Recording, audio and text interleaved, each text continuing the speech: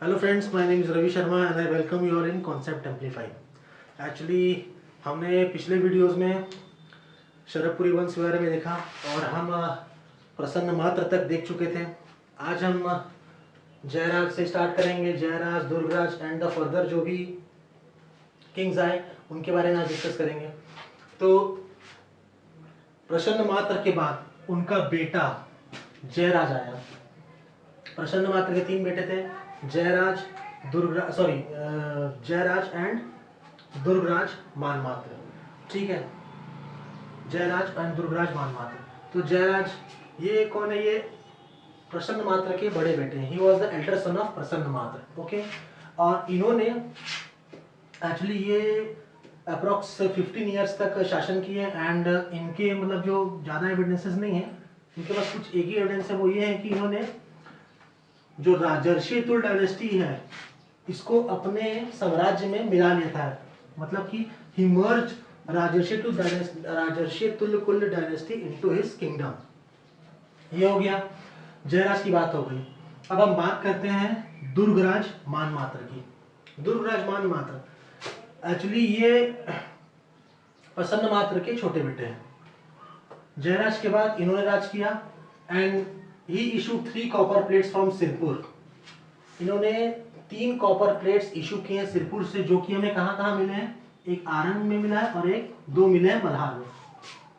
Okay, और जो लोचन प्रसाद पांडे जी हैं उनके अनुसार जो दुर्ग सिटी है, Durg city actually it was established by Durgaraj. Durg city was established by Durgaraj according to Lochan Prasad Pandey. Lochan Prasad Pandey ji के अनुसार दुर्ग सिटी जो है वो इसी दुर्गराज मानमात्र ने बसाया था। एक्चुअली कुछ जो हिस्टोरियंस हैं उनके अकॉर्डिंग मतलब इन दो रूलर्स को लेकर के कुछ अलग अलग मत है, अलग अलग व्यूज है।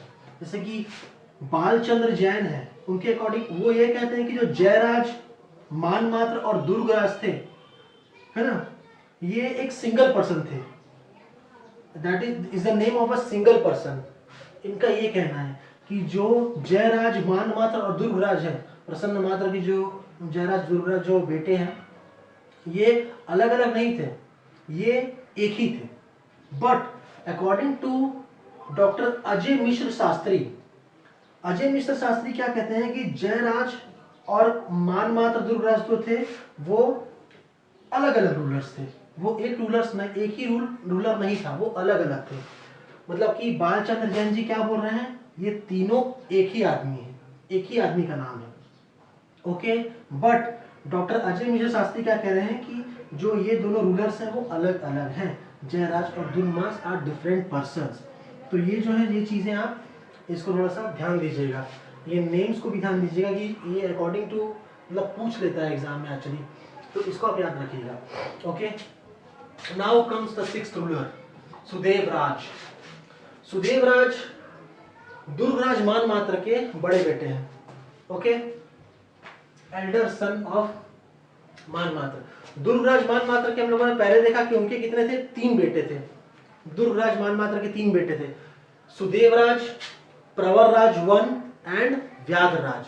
कौन कौन थे? सुदेवराज, प्रवरराज 1 एंड व्याघराज। ओके, तो सुदेवराज जो है वो एल्डर सन है दुर्गराज मानमात्र के। सबसे इंपॉर्टेंट पॉइंट उनके बारे में ये है कि जो मैक्सिमम कॉपर प्लेट्स मिले हैं हमें वो सुदेवराज के ही मिले हैं। मैक्सिमम कॉपर प्लेट जो इस डायनेस्टी में अगर किसी के मिले हैं तो वो सुदेवराज के ही मिले हैं, 6 शरभपुर से and 2 from Sirpur. And Indrabal, नाम याद रखिएगा, Indrabal mention in his copper plate. Indrabal कौन है? इंद्रबल अभी सुदेवराज का फ्यूडल है। बाद में यही इंद्रबल क्या करेगा? इस डायनेस्टी को खत्म करेगा and he establish a new dynasty called Pandu dynasty. Okay, ये आप ध्यान रखिएगा, ये आप ध्यान रखिएगा। Okay, he establish a new dynasty, Pandu dynasty. But अभी हम लोग सरभपुरी और डच डायनेस्टी के बारे में पढ़ रहे हैं, तो अभी उसके अकॉर्डिंग देखते हैं। इंद्रबल का नाम सुदेवराज के कॉपर प्लेट में मेंशन है ना। ये कौन है? He was feudal of Sudev Raj, यानी कि सुदेव राज का ये एक सामंत है, okay, at this point of time. और सुदेव राज के कौवा ताल एंड महासमुंद इंस्क्रिप्शंस, जो कि इनके कौवा ताल और महासमुंद कॉपर प्लेट्स मिले हैं, उसमें इंद्रबल मेंशन्ड एज सर्वाधिकारीकृत।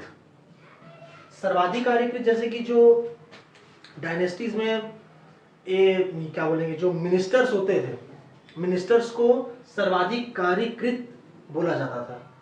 सो इंद्रबल जो कि एक फ्यूडल है सुदेव राज के, तो इसमें इस इंस्क्रिप्शन में, कौवा ताल इंस्क्रिप्शन में इनको सर्वाधिकारीकृत मेंशन किया गया है। ओके, ये हो गई एक पॉइंट।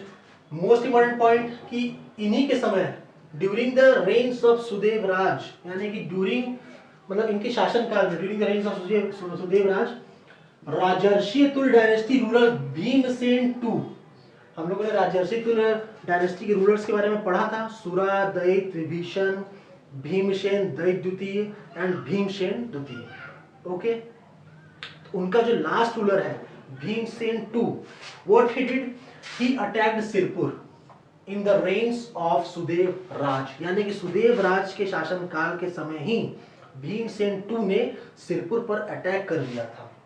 और जो इनका भाई था प्रवर राज, उस समय इनका मझला भाई प्रवर राज, उन्होंने एक बहुत ही इंपॉर्टेंट रोल प्ले किया था इस बैटल को जीतने में, यानी कि भीमसेन को उन्होंने हरा दिया था बैटल में, ठीक है ना। और बैटल का क्या बोलते हैं, नेतृत्व कर रहे थे प्रवर राज वन, मतलब कि सबसे इंपॉर्टेंट रोल इन्होंने ही प्ले किया था इस बैटल को जीतने में।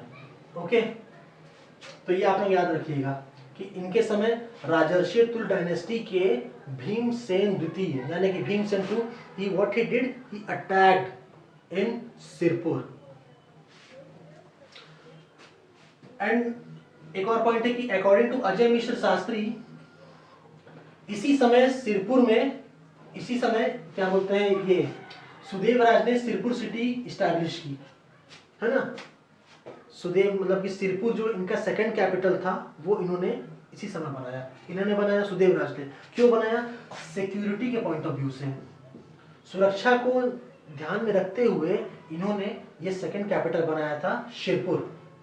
और इनका जो भाई था, जो भीमसेन द्वितीय, जब अटैक किया उस समय जिन्होंने उस बैटल का नेतृत्व किया, यानी कि प्रवर राज वन, उनको इन्होंने सिरपुर का गवर्नर अपॉइंट कर दिया।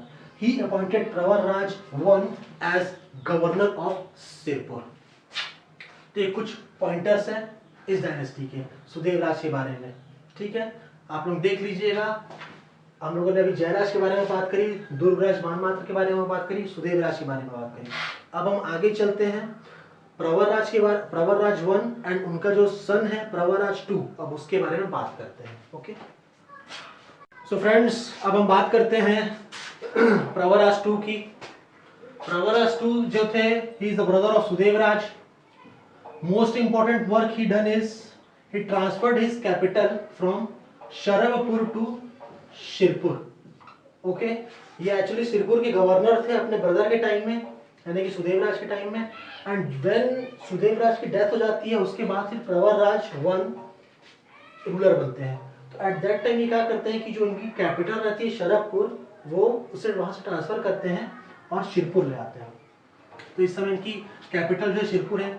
इनकी जो कॉपर प्लेट्स मिली है, वो मिली है ठाकुर दिया सारंगगढ़ से एंड मल्हार। मल्हार में व्यागराज की कॉपर प्लेट मिली है। व्यागराज एक्चुअली इनका छोटा ब्रदर था, जो कि actually he was a feudal of प्रसन्नपुर।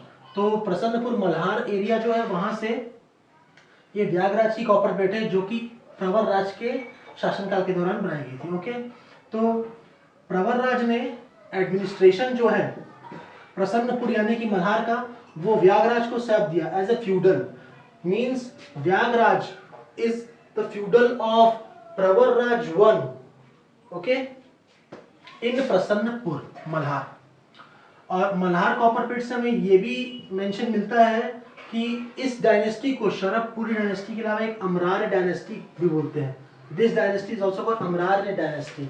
अमरार कुल भी बोलते हैं, अमरार और अमराज कुल। सो ये क्वेश्चन बन जाएगा कि अमरार कुल या फिर अमरार डायनेस्टी के नाम से और किस डायनेस्टी को बुलाया जाता है? ओके, तो Sharabhpuri dynasty. Which dynasty is also known as Amarar dynasty, that is Sharabhpuri dynasty. Okay, please mention, तो please memorize this. And Vyagraj जो थे, व्यागराज, इन्होंने जो व्यागराज है प्रवरराज वन के भाई, जो कि प्रसन्नपुर के फ्यूडल यानी कि सामंत हैं, ही डोनेटेड कुंतारपाड़ विलेज, कुंतरपाड़ विलेज यानी कि कुंतरपाड़ गांव को इन्होंने क्या किया था? डोनेट किया था। किसे? दीक्षित अग्निचंद्र स्वामी, दीक्षित अग्निचंद्र स्वामी जी को, जो कि बेटे थे ऋग्वेदी विप्र दुर्ग स्वामी के। ओके, ये अच्छी तरह से मेमोराइज कर लीजिएगा कि जो व्यागराज थे, Vyagraj actually he donated a land Kuntarpad village to Dikshit Agnichandra Swami, son of Rigvedic Vipradurg Swami. Okay, अच्छी तरह से इसे मेंशन कर लीजिएगा। तो ये प्रवरराज खत्म हो गया। नाउ प्रवरराज वन खत्म हो गया। अब इसके बाद इनका बेटा आया प्रवरराज टू। ये इस डायनेस्टी का लास्ट रूलर था और इसने अपनी जो इनकी कैपिटल थी वो सिरपुरी थी, जो इनके फादर की कैपिटल थी उसी कैपिटल में इन्होंने रूल किया। और इसी समय क्या हुआ कि जो फ्यूडल थे वो इंद्रबल, एक्चुअली इन्होंने नॉर्थ ईस्टर्न जो साउथ कोस्टल का रीजन था, साउथ कोस्टल यानी कि उस समय छत्तीसगढ़ साइड को साउथ कोस्टल बोलते थे, तो उसका जो नॉर्थ ईस्टर्न रीजन था, he attacked that region and established a new dynasty there, Pandu वंश, जिसके बारे में हम लोग नेक्स्ट वीडियो में पढ़ेंगे। और अब हम कुछ अदर फैक्ट्स की बात कर लेते हैं, other facts related to Sharabhpuri dynasty. What were the facts of Sharabhpuri dynasty, other facts. Okay, सबसे पहले तो ये वैष्णव धर्म के अनुयायी थे, यानी कि he was Sharabhpuri rulers were the followers of Vaishnav cult. Okay, ये जो भी अपने राइटिंग करते थे इंस्क्रिप्शंस में, कॉइन्स में, ही यूज्ड, और Sharabhpuri dynasty rulers used box headed alphabet in their writings. Okay, इनकी लोगो थी गजलक्ष्मी। गजलक्ष्मी उनका राज चिन्ह था, राज चिन्ह यानी कि लोगो। शरभपुरी डायनेस्टी का लोगो था राज चिन्ह यानी कि राज चिन्ह था गजलक्ष्मी। जो भी ये कॉइन्स, इंस्क्रिप्शंस, जो भी राइटिंग्स करते थे, कॉपर प्लेट राइटिंग, इंस्क्रिप्शंस और कॉइन्स, उसमें इनका ये लोगो गजलक्ष्मी का लगा रहता था, ड्रॉन करते थे। इनके एडमिनिस्ट्रेशन की बात करते हैं तो इनके एडमिनिस्ट्रेशन में जो किंग था, he was supreme, but he is not a dictator. वो तानाशाह जैसा काम नहीं करता था, सुप्रीम था king, but he is not a dictator. Administrative units की बात कर लें, सबसे बड़ा था राज्य, उसके बाद था राष्ट्र। ओके, राज्य के बाद राष्ट्र था, राष्ट्र के बाद भोग, भोग के बाद था भुक्ति, भुक्ति के बाद था आहर, आहर के बाद था ग्राम। ओके, यहीं पे एक भोगपति के बारे में भी जानकारी मिलती है ना, in copper plate writing mention Bhogpati, Bhogpati से कि रिसेंट जो तहसीलदार होते हैं, उसी तरह से यहाँ पे भोग में भोगपति भी हुआ करते थे। ओके, जैसे कि राष्ट्र है, भोग, भोग बोलेंगे आप, डिस्ट्रिक्ट हो गया ये डिस्ट्रिक्ट, और इसके बाद भुक्ति तहसील, आहर ये शहर है मतलब सिटी, ग्राम विलेज, राष्ट्र डिवीजन, राज्य state. Okay, this much you have to understand, you have to understand this. And Chhattisgarh, अब देखिए most important point, most important, Chhattisgarh का जो एंशियंट टेम्पल है, that is Devrani Jethani temple. Devrani Jethani temple of Talagaon Bilaspur में जो है, ये शरभपुरी डायनेस्टी के द्वारा ही कंस्ट्रक्ट किया गया है। It was actually constructed by शरभपुरीज।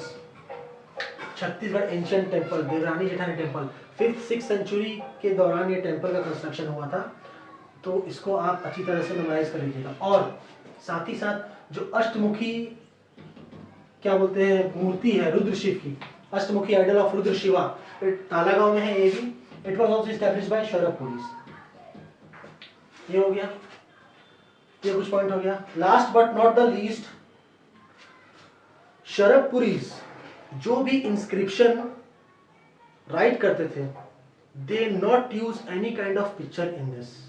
Okay, यानी कि अपने इंस्क्रिप्शंस में वो पिक्चर्स का इस्तेमाल नहीं करते थे, अपने कॉइन्स में उन्होंने पिक्चर्स का इस्तेमाल किया है, गरुड़, शंख और चक्र, गरुड़ शंख और चक्र। अपने कॉइन्स में उन्होंने गरुड़ शंख और चक्र का इस्तेमाल किया है, but not use pictures in their inscriptions. So this much information is about Sharavpuri dynasty. यहाँ पे शरवपुरी डायनेस्टी खत्म होता है एंड नेक्स्ट हम पांडु डायनेस्टी, नल डायनेस्टी, इसके बारे में देखेंगे। Till then thank you so much. Videos को लाइक एंड सब्सक्राइब कीजिए and any queries then please ask. Thank you so much and God bless you.